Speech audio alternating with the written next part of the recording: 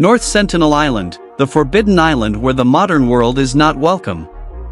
Imagine a place so mysterious that even taking a single photograph could cost you your life.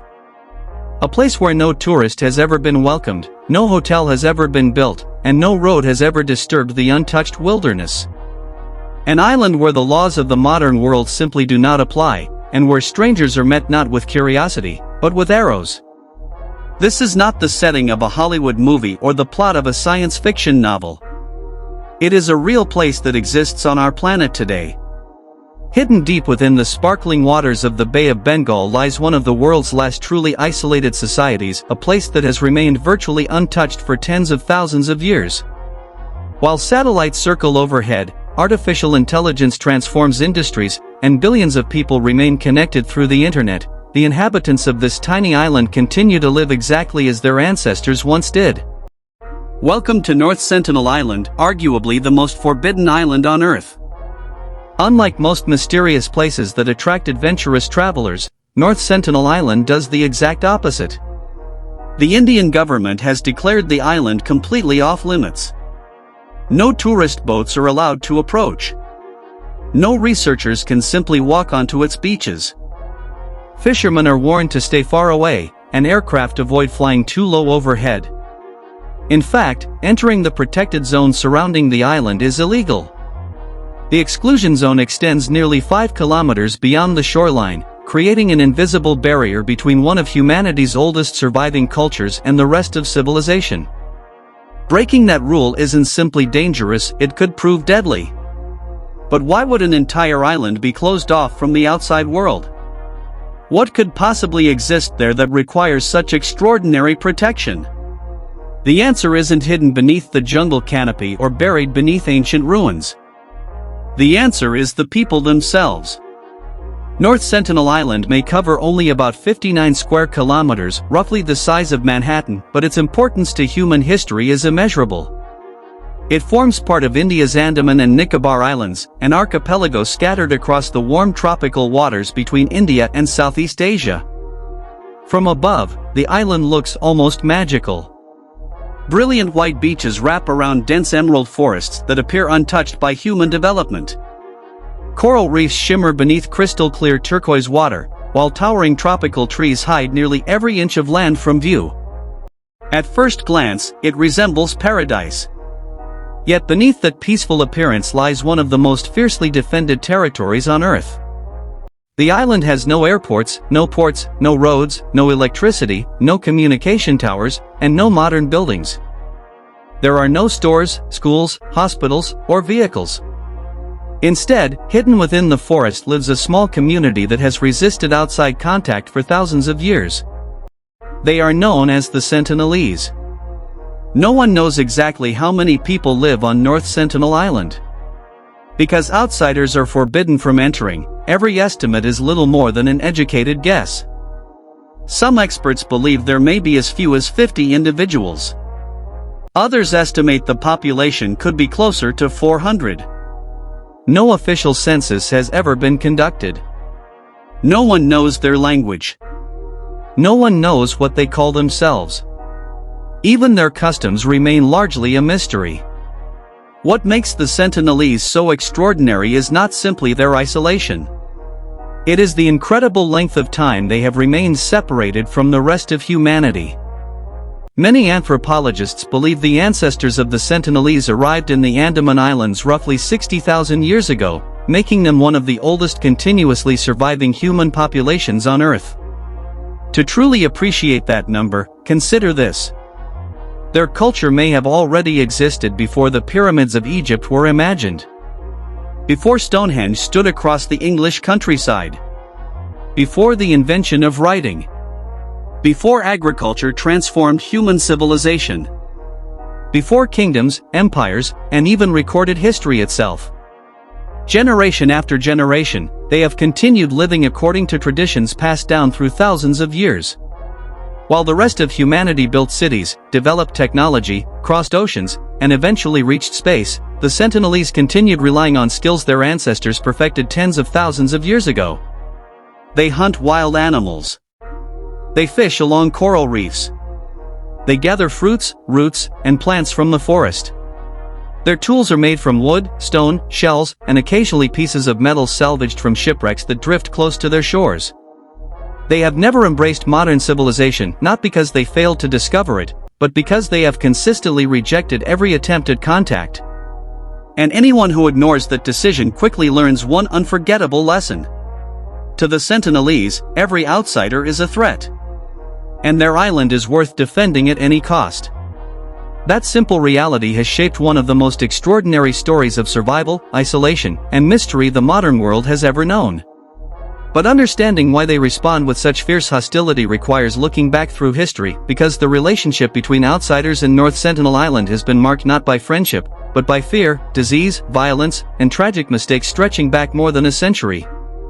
For most of us, life revolves around technology. We wake up to the sound of smartphones, travel on paved roads, buy food from supermarkets, and communicate instantly with people living thousands of miles away. Modern civilization has become so deeply woven into our daily lives that it is almost impossible to imagine a world without it. Now imagine the complete opposite. Imagine a society with no electricity, no internet, no hospitals, no schools, no money, and no written language. A place where every skill needed to survive is learned directly from nature, passed down from one generation to the next without books or computers. That is the world of the Sentinelese. Although researchers know surprisingly little about their daily lives, years of distant observations have allowed anthropologists to piece together a fascinating picture of how this isolated community survives. Unlike farming societies that cultivate crops or raise livestock, the Sentinelese are believed to live as hunter-gatherers, following a lifestyle that humanity practiced long before cities and civilizations ever existed. Every day revolves around finding food, building tools, protecting the community, and living in harmony with the island that has sustained them for thousands of years. The dense forests covering North Sentinel Island provide fruits, roots, wild plants, honey, and small animals, while the surrounding coral reefs offer an abundance of fish, crabs, turtles, and shellfish. These natural resources have allowed the tribe to remain completely self-sufficient without depending on the outside world. Observers have occasionally seen Sentinelese men carrying long wooden bows that are nearly as tall as they are. Their arrows, carefully crafted by hand, are tipped with sharpened wood or metal recovered from shipwrecks that washed ashore over the years. Every tool serves a purpose, and every resource is used with remarkable efficiency. Perhaps one of the most fascinating discoveries is that the Sentinelese have adapted certain modern materials without adopting modern civilization itself. When cargo ships have run aground near the island, pieces of iron and steel have occasionally been collected by the tribe. Instead of viewing these objects as symbols of technological progress, they simply reshape them into stronger spearheads, knives, and arrow tips using traditional methods. It is a perfect example of selective adaptation. They have taken useful materials while completely rejecting the society that created them. Their homes are equally intriguing. Rather than constructing permanent villages filled with large buildings, the Sentinelese appear to build simple shelters made from wood, leaves, and natural fibers. Some structures are large enough to house several families, while others are temporary shelters used during hunting or seasonal movements around the island. This flexible way of living allows them to adapt to changing weather, food availability, and environmental conditions without dramatically altering the landscape. Their relationship with nature seems remarkably balanced. Unlike much of the modern world, where forests are cleared for development and oceans are heavily exploited, North Sentinel Island remains almost entirely untouched. Its beaches are pristine, its forests dense, and its wildlife continues to thrive much as it has for thousands of years. For the Sentinelese, nature is not simply a resource. It is home. Yet perhaps the greatest mystery surrounding the tribe is not how they live, but how they have remained isolated for so incredibly long. Many scientists believe the ancestors of the Sentinelese became separated from other human populations around 60,000 years ago, when small groups of early humans migrated out of Africa and gradually spread across Asia. Rising sea levels eventually transformed higher ground into islands, leaving communities like the Sentinelese geographically isolated from the rest of the world. Over thousands of generations, they developed their own language, customs, beliefs, and traditions entirely independent of outside civilizations. Their language remains completely undeciphered. Even neighboring indigenous tribes in the Andaman Islands cannot understand what the Sentinelese speak, suggesting that their language has evolved separately for thousands of years. Imagine an entire language that has survived longer than recorded history itself. A language that no outsider has ever successfully translated. That alone makes the Sentinelese one of the most extraordinary cultural treasures on Earth. But their isolation is about far more than geography. It is also about survival. For thousands of years, staying separate from outsiders may have protected them from conflicts, exploitation, and diseases that devastated countless indigenous communities around the globe. Modern humans carry viruses and bacteria that most of us hardly notice because our immune systems have developed resistance over centuries. The Sentinelese have not had that exposure. A simple cold, influenza, measles, or even common respiratory infections could spread rapidly through such a small population with potentially catastrophic consequences. This is one of the primary reasons the Indian government strictly prohibits contact today. The law is not designed merely to protect visitors from the Sentinelese. It is equally designed to protect the Sentinelese from us. Unfortunately, this understanding came only after decades of painful mistakes. Long before the island became a protected sanctuary, explorers, colonial officials, filmmakers, missionaries, and curious adventurers repeatedly attempted to reach its shores. Nearly every one of those encounters ended in fear, violence, tragedy, or all three. Each failed expedition only strengthened the Sentinelese determination to keep outsiders away. And history would soon prove that their distrust was not without reason. For more than a century, governments, explorers, missionaries, filmmakers, and scientists have all asked the same question. Could the Sentinelese ever be contacted peacefully? Again and again, people believed they would be the ones to succeed where everyone else had failed. Again and again, history proved them wrong. The first well-documented encounter with the Sentinelese took place in 1880, during the height of the British Empire. At the time, Britain controlled the Andaman Islands and was determined to explore every corner of its territory. One of the officials leading these expeditions was Maurice Vidal Portman, a colonial administrator who believed the island's inhabitants could be studied like many other indigenous groups. When Portman and his team landed on North Sentinel Island, they discovered something unexpected. The beaches were deserted. The forests were silent. The Sentinelese had vanished. Rather than welcoming the strangers, they had disappeared deep into the jungle, carefully watching from the shadows. After searching for several days, Portman's expedition eventually captured 6 members of the tribe, an elderly couple and 4 children. The prisoners were transported away from their home and taken to Port Blair, the colonial headquarters. What happened next revealed one of the greatest dangers of outside contact. Within only a few days, the elderly man and woman became seriously ill. Having lived in complete isolation for thousands of years, their immune systems had never encountered many of the diseases carried by outsiders. Even infections that seemed relatively harmless to Europeans proved devastating. Both adults died shortly after being taken from the island. Realizing the disastrous consequences, Portman hurriedly returned the 4 children to North Sentinel Island along with gifts in an attempt to calm the situation.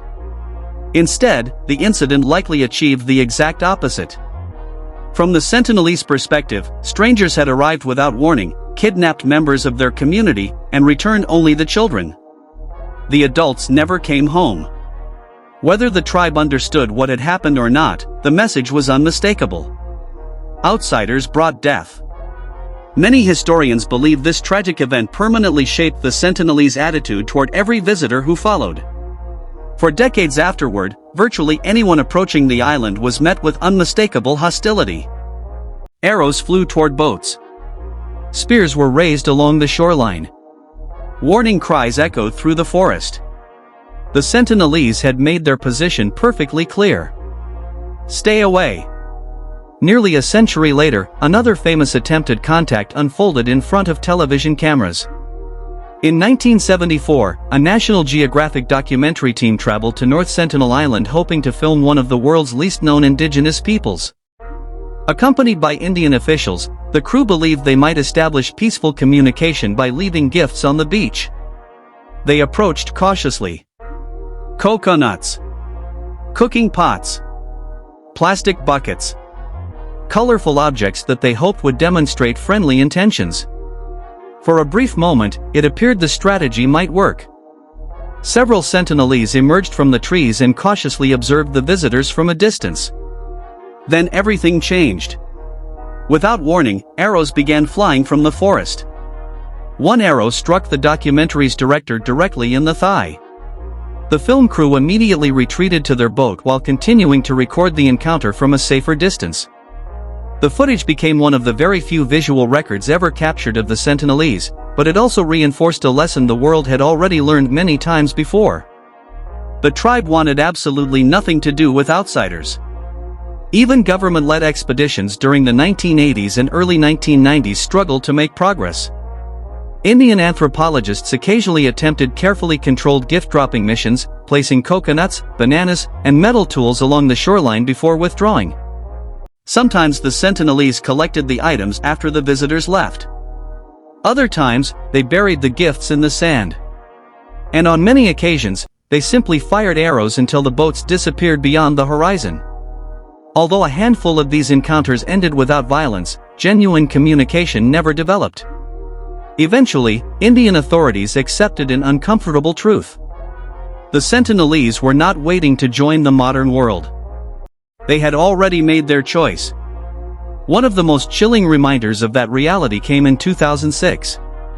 Two local fishermen were illegally fishing near North Sentinel Island when rough seas caused their small boat to drift dangerously close to shore.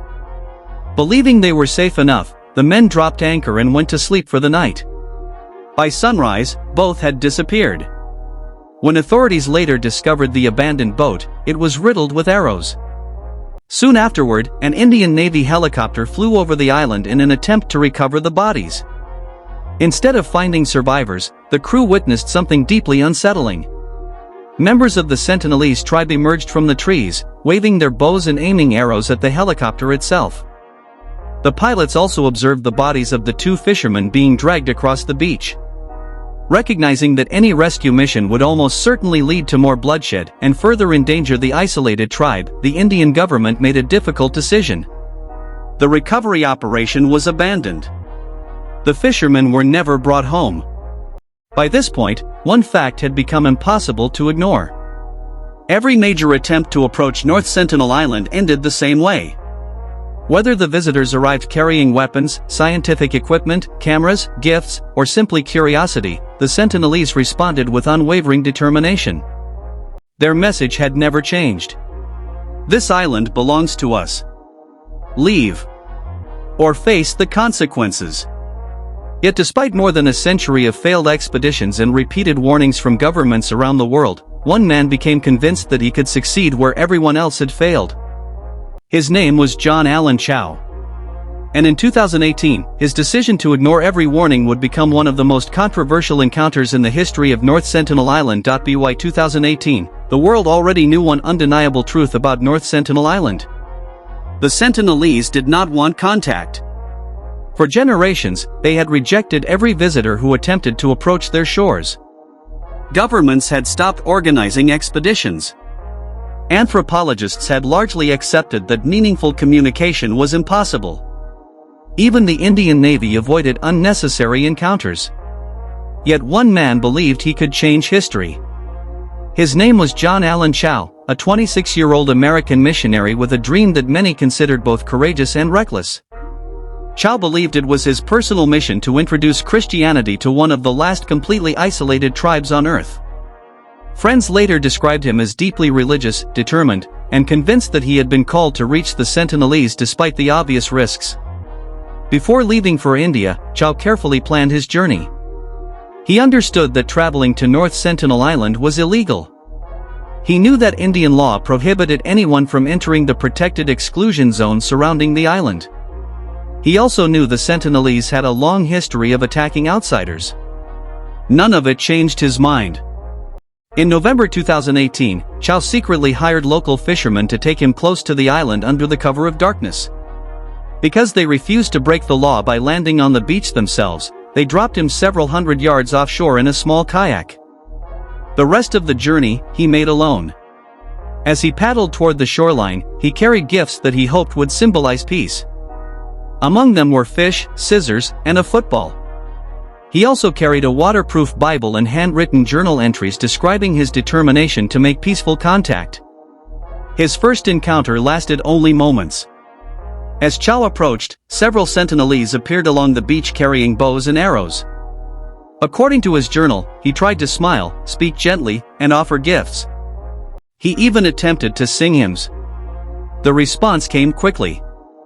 An arrow flew toward him, striking the Bible he held in front of his chest. Realizing the danger, Chow retreated back to the waiting fishermen. Most people would have accepted that as a final warning. Chow did not. The following day, he returned to the island. Again, the Sentinelese confronted him. Again, they demanded that he leave. Once more, he escaped. But instead of abandoning his mission, he wrote in his journal that he believed he had no choice but to continue. His final entry reflected both determination and acceptance of the risks. He acknowledged that he might never return. On November 17, 2018, John Allen Chow paddled toward North Sentinel Island for the third time. He was never seen alive again. The fishermen waiting offshore later reported seeing members of the Sentinelese dragging his body across the beach. When news reached Indian authorities, they faced an impossible decision. Sending police or military personnel onto the island could easily trigger violence, not only against the rescue team but also against the Sentinelese themselves. Even worse, close contact could expose the isolated tribe to diseases against which they had virtually no immunity. After careful consideration, India suspended recovery efforts. John Allen Chow's body remains on North Sentinel Island to this day. His death sparked intense debate around the world. Some viewed him as a man driven by extraordinary faith. Others argued that he knowingly endangered one of humanity's most vulnerable indigenous communities by attempting contact despite repeated warnings. Regardless of where opinions fell, one reality became even clearer. North Sentinel Island would remain closed. Today, the island is protected by some of the strictest isolation laws anywhere on Earth. Under India's Andaman and Nicobar Islands Protection of Aboriginal Tribes Act, unauthorized travel within approximately 5 kilometers of North Sentinel Island is prohibited. Patrol boats regularly monitor the surrounding waters, and fishermen are warned to stay well outside the restricted zone. The purpose of these laws is often misunderstood. Many people assume they exist to protect visitors from the Sentinelese. That is only part of the reason. The greater purpose is to protect the Sentinelese from us. Unlike most of the world's population, the Sentinelese have never developed immunity to many common illnesses. A virus that causes only mild symptoms for an ordinary traveler could spread rapidly through such a small and isolated community. History has repeatedly shown what happens when isolated indigenous populations are suddenly exposed to outside diseases. Entire communities have disappeared. By preventing contact, the Indian government is preserving not only the lives of the Sentinelese but also one of the last surviving examples of an ancient human culture that has remained largely unchanged for thousands of years. Even satellite technology reveals surprisingly little about the island. The thick rainforest canopy hides much of what lies beneath, leaving researchers with only occasional glimpses of beaches and coastline. Many aspects of Sentinelese society remain complete mysteries. How do they organize their families? What stories do they tell their children? What language do they speak? What traditions have survived continuously for tens of thousands of years? No outsider knows. Perhaps no outsider ever will. And maybe that is exactly how the Sentinelese want it. In an age where nearly every corner of the planet has been mapped, photographed, and shared across social media, North Sentinel Island stands as one of the last places where mystery still survives. Its people have resisted colonial empires, modern governments, missionaries, explorers, filmmakers, and relentless global curiosity. Not because they are frozen in time. Not because they are incapable of change. But because they have repeatedly made the same decision for generations. To live life on their own terms. North Sentinel Island is more than a remote tropical island. It is a powerful reminder that progress does not look the same for every society. It challenges us to rethink the meaning of civilization, respect, and human diversity. Sometimes, the greatest act of understanding is recognizing that not every mystery needs to be solved, and not every culture wants to be discovered. The Sentinelese have spoken to the world without ever sharing a common language. Their message has remained remarkably clear for centuries. Respect our home. Respect our choice. Leave us in peace. And perhaps that is the greatest lesson North Sentinel Island has to offer.